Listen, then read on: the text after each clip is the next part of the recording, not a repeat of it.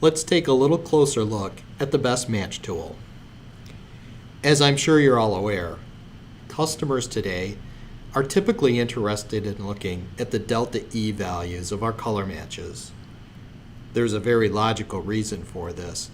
Delta E values, when paired with an appropriate tolerance method, does a very good job of correlating digital data to the way that our eyes sees color difference. On press, however, it's very common to use density or strength as a tool to help guide us. The reason for this is that primarily the attribute that the press operator can control is ink density or ink strength. In other words, how much pigment are we getting onto the sheet? We can't really control how red our ink is or how yellow our ink is on press, short of having the ink technician come out and make a change to the formulation for us.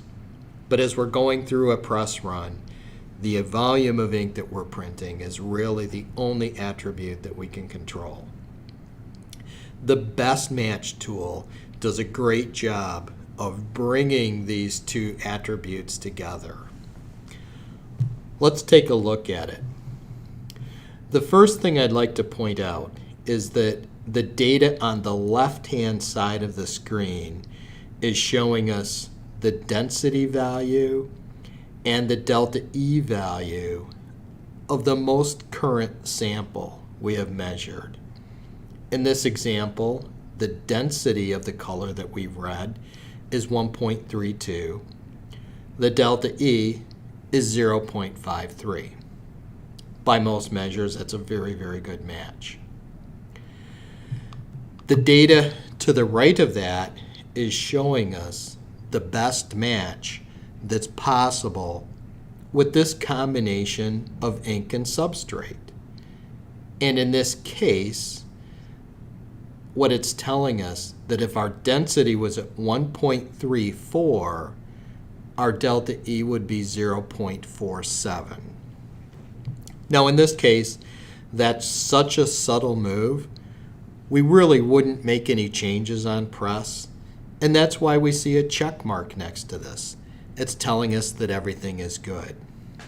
If the software was predicting that we needed to increase our density, it would show us an upward facing arrow, or likewise, if the software predicted that we needed to decrease our density, it would show us a downward facing arrow. We'll see that in just a moment. We also have the same information displayed in graphical form. The horizontal axis in this graph is showing us density values. The vertical axis is showing us delta E values. The red line that you see going across here is the tolerance that's associated with this particular standard. In this case, the limit is 2.0 delta E. This U or V-shaped curve is a plot showing how this combination of ink and substrate behave at different density levels. At this point right here in the center of the graph, where we have a vertical green dashed line, this is the best match achievable with this combination of ink and substrate. That happens to be what we see numerically here as a delta E of 0.47. And that happens to cross this density line here at 1.34. As we increase our density from that point, our delta E is also increasing. You'll notice as we move up to this point at about 1.46 density, this is where we cross that red line and we're now out of tolerance.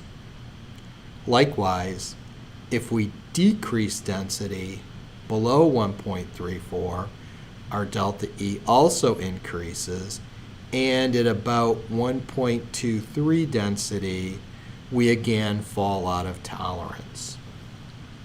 So this graph shows us a number of things. First of all, what we can see is that with this particular ink, we have a range of 1.23 density up to 1.46 density. As long as we're between those two values, we're going to be within our defined tolerance of less than 2 delta E. That's a fairly wide range. So therefore, our press operators should be able to control this color fairly easily on press. What you will find is that some ink matches will have a very broad range of tolerance acceptability, such as this one. Other colors may have a much sharper curve, and what that tells us is that while we may be able to get within tolerance, it's going to be much harder for our press operators to control that color on press. This dashed black vertical line is the current sample we're looking at. So graphically we can see as well that if we were to increase our density slightly, we would also improve our delta E value reading.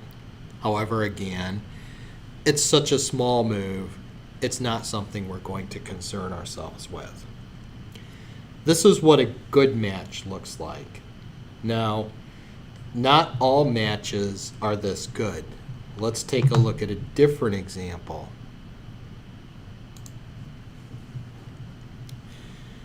In this case, we have another sample that I've measured, and this one is very, very light.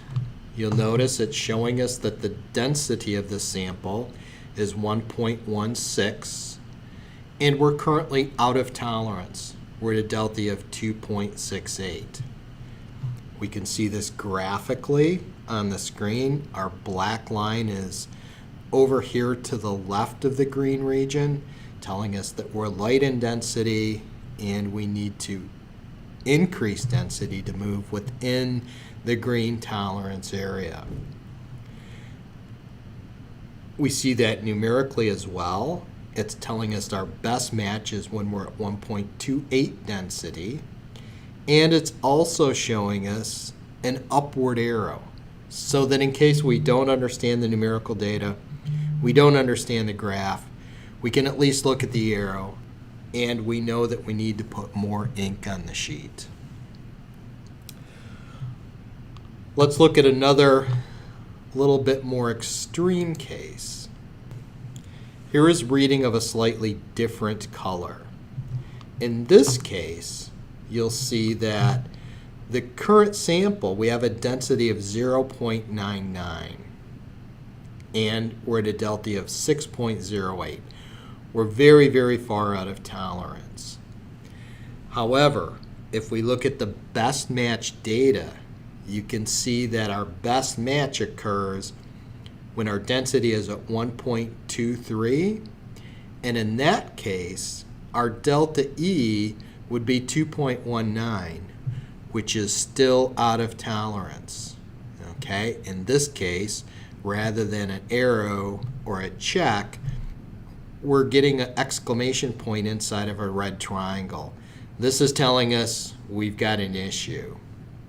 If you look at the graph, you can see that the black vertical line is way over here at the left, again at 0.99 density, and we would need to move all the way up here to get to our best match.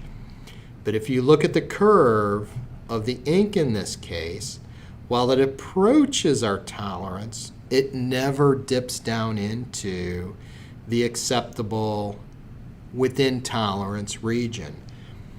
This is very, very valuable information, especially we're in make ready. If we were to be just starting up a job and this is our first pull and we measure this color, we know instantly that no matter what we do on press, we're not going to get within tolerance. There's no point in continuing to run material through the press, wasting time and material trying to get to color, because we know we can't. The QA tool software is telling us that. We might as well stop the press and bring our ink technician out immediately. On the other hand, if we're pulling up on press and we have that last sample that we looked at, this one, we can see that yes, we're out of tolerance. However, it's okay. We know that we need to just increase our density a little bit and we will be within tolerance. So this is a very valuable tool, both during production, because it allows us to know what we need to do on press to maintain the best match possible. And it's very valuable as well during make ready, as it lets us know early on, are we going to be okay, or do we need to make adjustments to our ink?